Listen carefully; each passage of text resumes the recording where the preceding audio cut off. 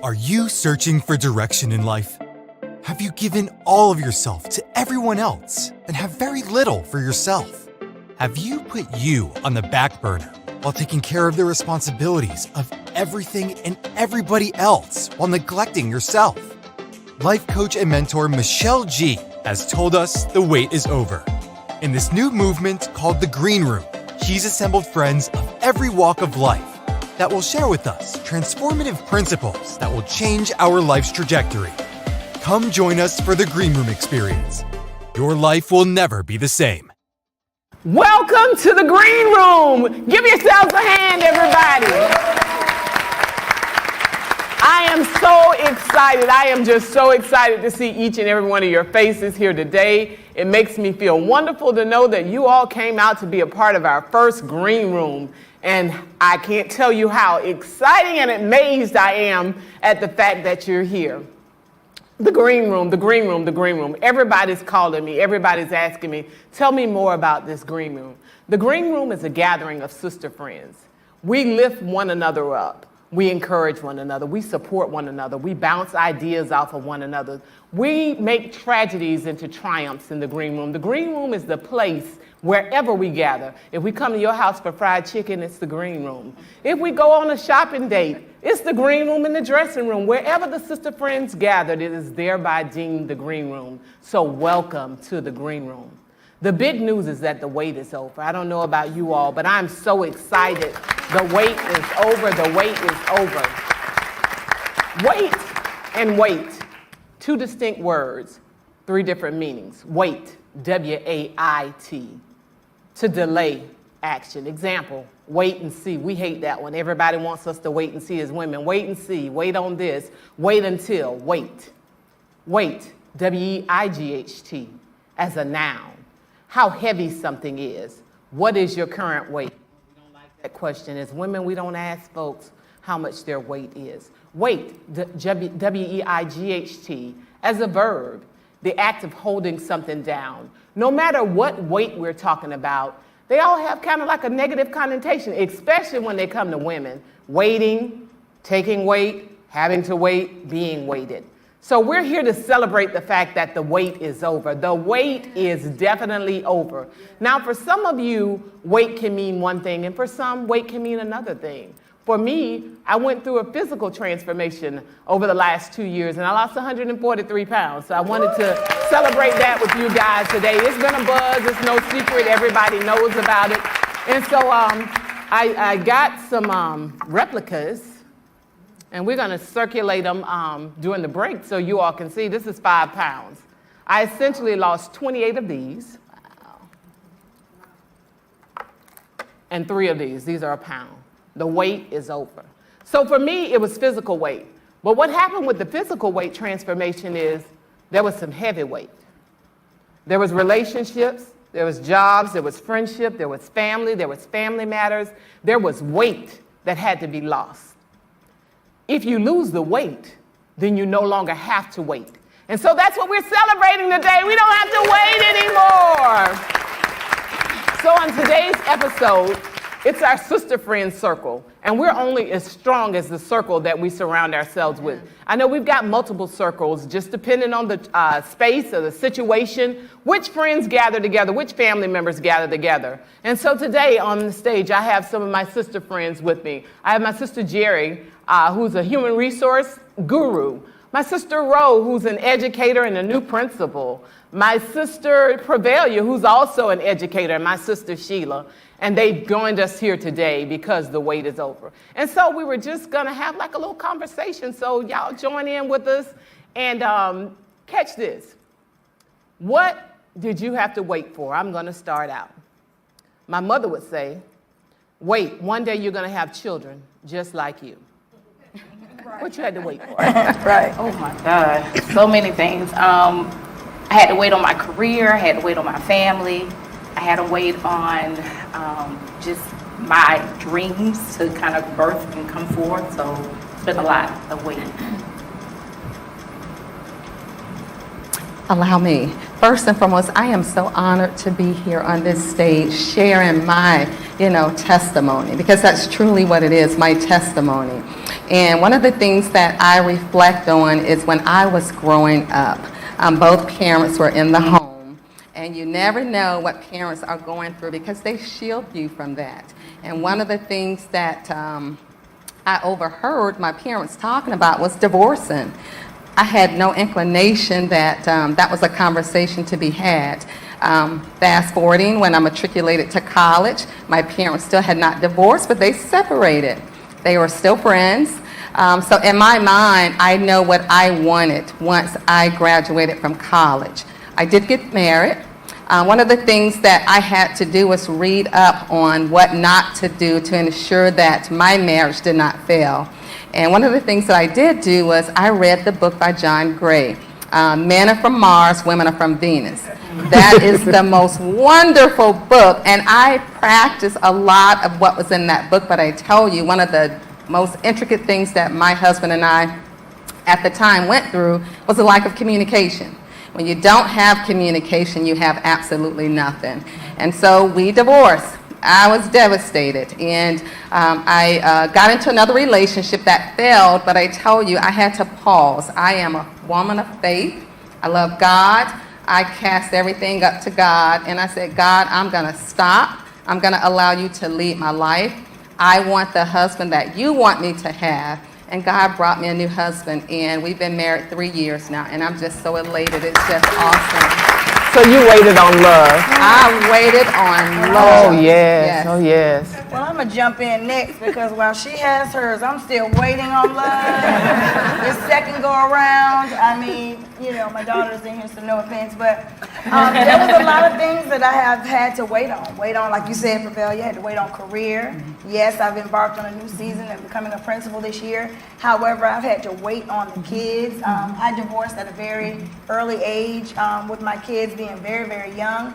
So I had to wait on a lot of different things. I had to put my career on hold because with my divorce, I had to be mom and dad. Mom and dad are really good friends, even to this day. However, he lives very far away, so I'm mom and dad. So I had to put a lot of sacrificing in to go back to school, to get my master's, just received. One of my teachers is in the audience here. I had to look and see that was her. But she knows too, and the struggle was making sure I got my master's and finished it just in 2015. On top of my mom dying that year and on top of so many other things happening in my life. But the biggest thing I'd like to say tonight on the waiting is I struggle with waiting, period. And we'll get into that at some point. I didn't know how to wait, so I would just jump ahead and do something. And that's not what God wanted me to do. I would jump ahead and do that. Oh, I know it's God because he let me do X, Y, and Z. It's him, and failed. That wasn't him. So my struggle has been waiting. So I'm so excited because I've had my sister friend who coaches, and she's actually coached me. There was no shame in that. She has a business, so I had to bow down to the person leading the green room and let her coach me to where I am today, and I'm very grateful. So if you don't know how to wait, make sure you tune in and listen. Oh, wow. I'll go ahead and jump in right now, and I'm going to piggyback immediately off what Radisha just said. I was very comfortable waiting. I was a coach, and I was very comfortable coaching everyone to the championship of life, whatever they wanted to achieve. Coaching girls, you want them, first of all, to finish high school, you want them to go to college, and then I started looking at myself in the mirror and said, I'm encouraging young women to do something that I have not done. When you're blessed with an opportunity that I was given, and that's first of all to be able to coach in Jacksonville, you're not supposed to be able to do that if you're not a college graduate. So God has showed me a lot of favor, and I've been blessed in a lot of areas. But to go back to a graduation or attend one of my players' graduation and knowing deep in my heart is something that I haven't achieved, I had to get past being comfortable just waiting. So I was coaching, encouraging, and motivating everyone to live the life that I truly wanted to live myself, but I did not have the confidence in myself to do it, and that's because I am a Me Too. I am a victim of sexual abuse, and I'm able now to say, because of that, I did not have the confidence to do a lot of things. And people look at what you saw on the outside, but I've been a broken yellow crayon for many, many years, over 50 years. And I'm just able to now speak on the pain that I've been carrying and the weight that I've been carrying because of the abuse that I acquired when I was a little girl. So you've heard a little bit about weight stories, and I mean, they go deep. We talk, everybody on this stage I talk to all the time, this is like one of my bouncing circles, and we're always sharing instances. And one of the things that happens is in life is you start to feel alone. You start to feel like maybe nobody else is experiencing what you're experiencing. Nobody else is going through that. But with the circle of sister friends, you learn that, your struggle, first of all, isn't your struggle by yourself. There's somebody that feels your pain. There's somebody that you can, I've called all these ladies in the middle of the night. We've all cried together one time or another. And so you start to feel that you can't share your pains. You can't share the things that trouble you the most, that you stand before God and just waiting on Him to deliver. The scripture says, I waited patiently on the Lord. And I'm going to tell you, audience, I waited patiently on the Lord. And He heard my cry. And because He heard my cry, we're here today. We're here today because He imparted in me a need for us to come together as sister friends and to find a safe space where we can share and we can grow and we can glow and we can go to the next level. And so that's what we're going to do. So waiting. Waiting is one of the first words you learn after no. I think that's the first thing that your parents teach you. No, stop, don't touch that. But then the next thing is wait. You gotta wait on me to go to the bathroom. You gotta wait on me to help you cross the street. Wait on me to help you get this out the refrigerator. Wait. So we're talking about today what helps us with the waiting process. What helps us in the waiting process? What makes waiting easy? Because Ro already said it. Waiting is not an easy thing by nature. What innate in us gives us the ability to wait? What is it? What causes us to wait? What makes us believe that if we wait, something will happen? Is it experience that has taught us that if you wait long enough, it'll eventually happen? Good or bad, something will happen. What is it that makes us wait? Let me tell you what makes me wait. What makes me wait is the possibility. It's the hope. It's the hope of something being better than what it is now. That's what really makes us wait. There's a chance that it might happen. And guess what? It's happening right now. I've been given a charge to sound the alarm. It's not just happening for me, it's happening for everybody in this audience. I'm going to ask Ro to speak on settling. We've been talking about suddenly all year in our coaching sessions, that things were going to happen suddenly. And suddenly she became a principal. Right. So, again, I did share with you that waiting is a struggle, real struggle for me, because it's like, while we're sitting here, I'm thinking of probably 5 other things that I'm getting ready to jump into and try to do next that benefit students, that benefit women, that benefit my kids. I'm always moving. My mind is always going. And so like I said, transparent. I'm very transparent, open and honest. And I went to our host, Kay Michelle, and I said, you're going to have, you coaching all these other women, I'm going to need a session for real. And I believe in supporting one another and being vulnerable. I was able to do that. We've been friends since we were little girls. And I know as women, it's hard for us to trust the person next to you because you tell them things and you share things and you just never know when you're judged. And I talked to one of my girlfriends on the front row here and told her today, she gave me some information and was sharing some things. And I said, I struggled with dumbing down who I am or who God has created me to be, not because of Mr. Butler, the husband, the football player and all that, but she was like, you're a strong woman on your own, right? And so, but I would still not wear jewelry, change my clothing attire, wouldn't put on certain things because I wanted people to see me for who I was and not assign a value system or assign a type of woman, if you will, that they thought I was, because the people that know me that I'm looking around in here know how childlike I am and how much fun I like to have. Now, suddenly came because as we were praying and as she was coaching me and as she was teaching me and I was taking notes 6 o'clock in the morning, because you have to sacrifice something if you want to gain something. So that sacrifice was getting up and being in line with my pen and paper at her feet listening. But waiting has always been a struggle for me. She kept telling me, things will happen suddenly if you wait.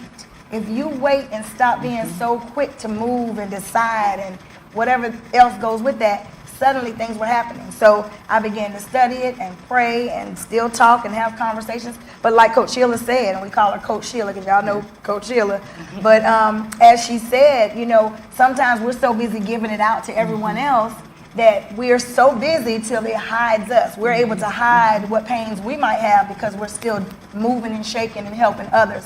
Well, suddenly she kept saying, if you just wait, if you just stay patient, suddenly things will happen. And I am not going to even keep you with some of my stories I could tell you about. However, suddenly began. Things just started to happen. I've been through a lot of different difficulties with the school system. I've had some things, and one of my other mentors is sitting in here also and has been calling me and said, I'm here for you. And God just suddenly decided to allow me to step out on your face, stop sitting and waiting on other people. And that's what she means. And suddenly it's happening. And it's happening for you while you're sitting in this seat today. So believe whatever you're thinking about, it's happening for you. Because we are just like one another sitting here. We are everyday, ordinary women who make mistakes, who are flawed. And so when God is ready to do suddenly, he has. So I'm gonna just share about the principalship. I resigned from the school district. I love DCPS, but God has allowed me to walk into a new season, and I will be a principal this year, excited and ready to go. And we'll see what he has for me after that. But suddenly is serious. So if you're serious about transforming as a woman, no matter what age, from 10 to 110, just suddenly, and accept that on tonight. All right. Suddenly is the word. Amen. Suddenly. And so we've got to pay a few bills, and we'll be back.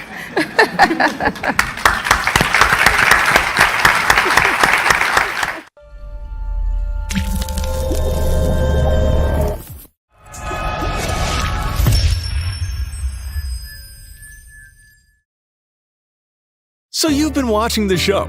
Would you like to be a content provider yourself and develop a show for the Inspire Network?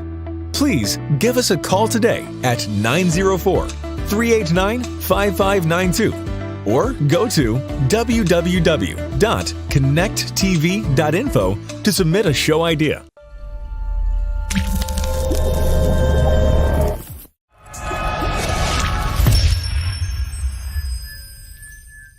Yes, Prevalia.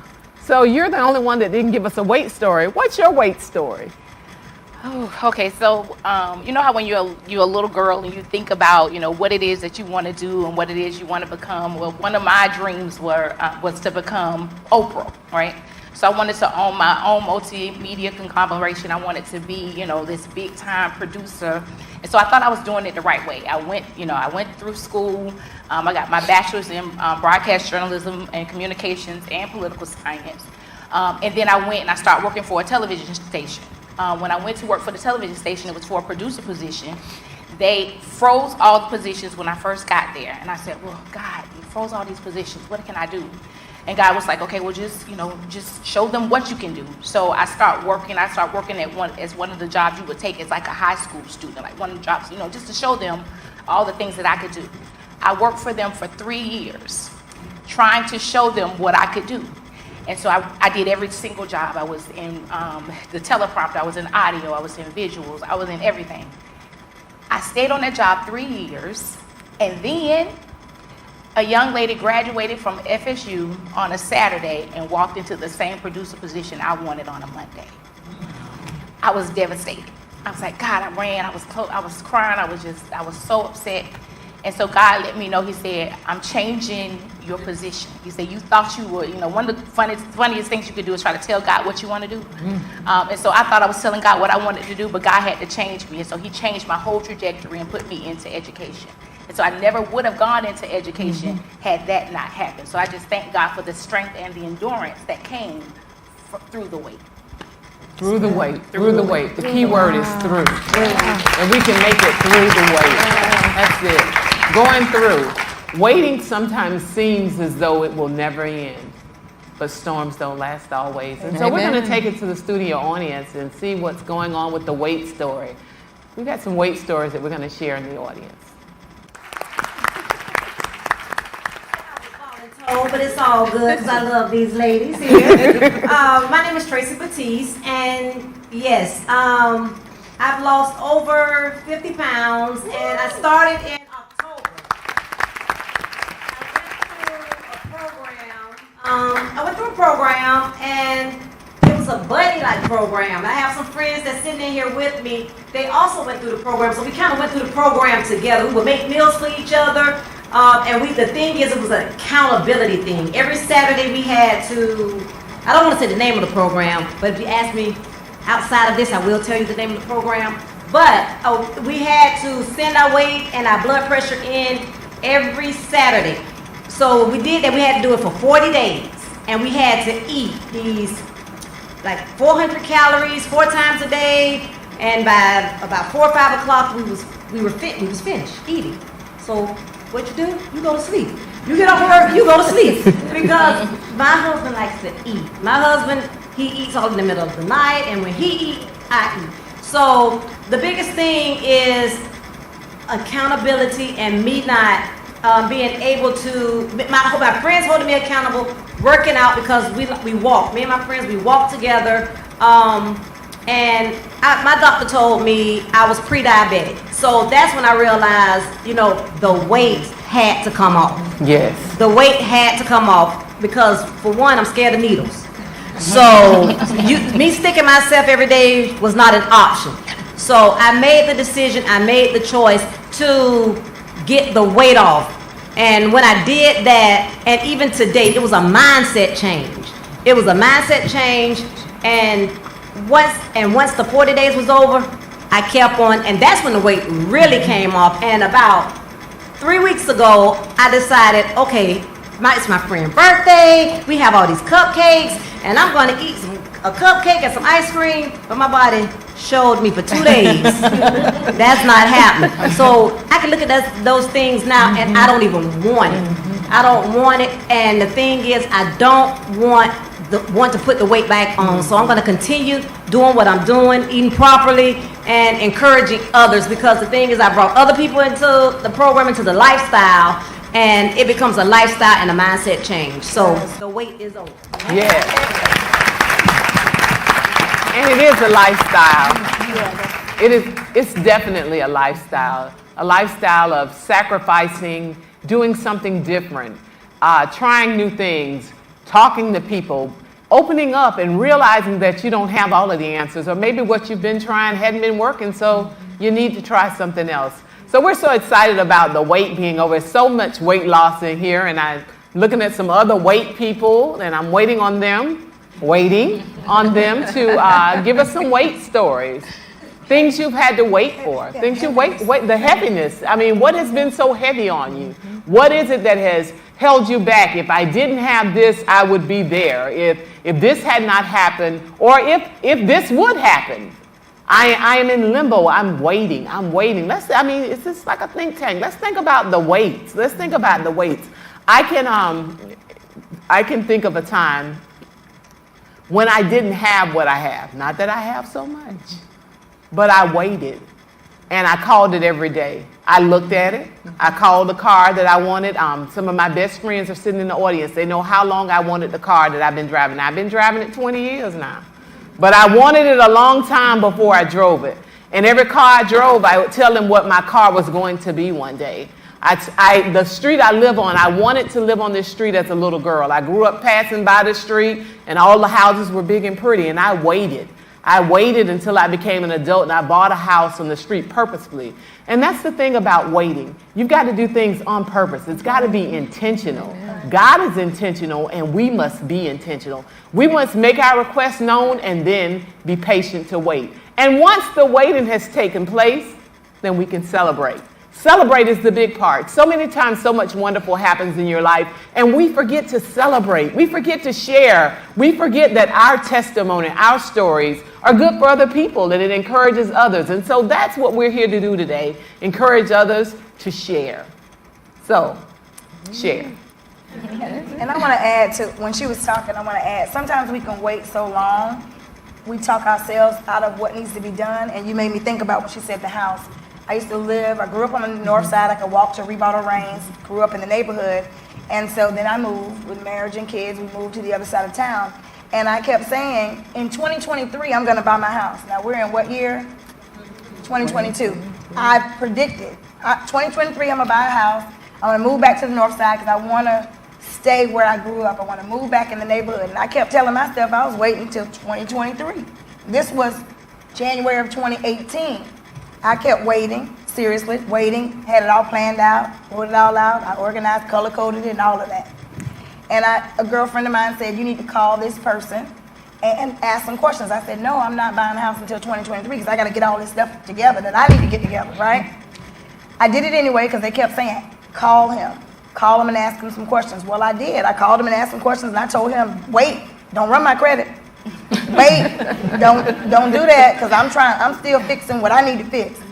And I didn't know, lack of knowledge, because some things are not in our, that's not my lane, that's not my area. So I didn't think I was ready. But not only did he call me back and say, well, I did check it even though you told me you weren't, and you can buy a house right now. And I said, really? But I didn't know. So I told myself I was gonna wait, and within about 4 months later, I bought a house on the north side, went and found it myself, and was in it on 2018 on Halloween. And I went right in my costume and signed my papers. Straight from my school. I was like, principal, I gotta leave early because I gotta go sign my papers.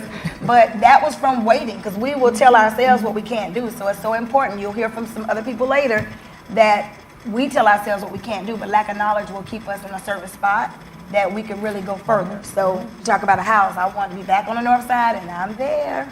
All right. With the weight. I'm always excited when I get with these ladies. Not only do we have a good time just about everything and nothing at all, but I'm always excited to hear the testimonies, the things that are wonderful that are happening in their lives through them, that they've been allowed to put their hands on, the prosperity that they have sown into the community and into others is now being returned to them, tenfold, 20-fold. I'm thinking about my sister girl, Jerry, who's now running her own HR. She's our HR guru. Everybody that has a problem on their job, they go to Jerry. Jerry's our paralegal. She's our future lawyer. It's all with Jerry. And so I just want to talk about you leaving corporate America and your good paying job to step out on your own after waiting. Absolutely. Let me just kind of speak to my education. Initially, I didn't know what direction I wanted to go in with regards to my career. I went to the University of Florida. I took my initial criminal justice courses. I said, you know what, this is way too much. So I shifted. I went into the business administration arena. I got my business administration management as an undergraduate degree. I continued up that trajectory. I got my MBA, I got my master's in counseling, and I got my master's in human resources. So what I did with that, I took advantage. Working in the corporate world, and I'm sure a lot of you all can attest to this, you see a lot, you hear a lot, and in your mind you're thinking, I know policies and procedures, but I hear what they're doing or hear what they're saying, and I see what they're doing, and I know that they're violating policy. Having said that, I have a passion for people. I am that individual that every company that I've worked for, I am that liaison between the employer and the employee. And so my goal, I act as the legal expert for the employee. I've done employee and labor relations. And let me tell you, both of them, it is a monster. If you are dealing with labor relations, you're dealing with a collective bargaining agreement. So you have that group of employees, and then you have your non-union employees. So with that, I was dealing with two separate type of policies. But having said all of that, I found myself constantly dealing with legal issues. I said, you know what? I am going to be a hot commodity because I'm going to market myself even more. So I left one company, just kind of went up this trajectory. I started at the bottom. I worked my way up to the executive level. I said, you know what? Enough is enough. I'm going to start my own business. And I started my own business in 2016. I was still working, though. I hired someone to run my business. And it was the best thing that I could have done. As soon as the pandemic hit, I was able to shift full time. And I tell you, I will be your advocate. If you need someone to do anything relating to HR, I will certainly do it. So please reach out to me. And that's what the Green Room is all about. It's about us coming together on common causes and common bonds so that we can be a community for one another. Amen. We waited patiently on the Lord, and guess what? The wait is over.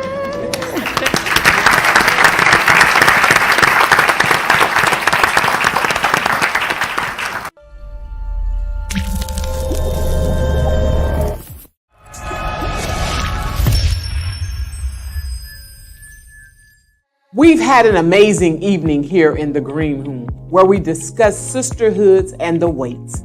Sisterhood is the state of being a sister, sisterly relationship, a community or society of sisters, especially a society of women in a religious order. The solidarity of women based on shared concerns, experiences, and beliefs. Genesis 12 and 13 states, "Say you are my sister, that it may go well with me because of you." A sisterhood can create strong connections that last forever, also bringing a sense of belonging to people who might feel isolated and alone. Having a sense of belonging is so important to all women, and the acceptance from the group can help individuals show acceptance and growth within themselves. Every woman needs to be a part of a sisterhood, and we invite you to be a part of ours here in the Green Room. I'm so glad to have had my sister friends with us tonight. Rhodesha Butler, Jerry Jackson, Sheila Seymour Pennick, and Prevalia Gaines, here to model sisterhood and speak to the wait. The wait is over. I'm sounding the alarm. The wait is over. Go and possess the land in which the Lord thy God has given you. This is me, Michelle G., in the Green Room.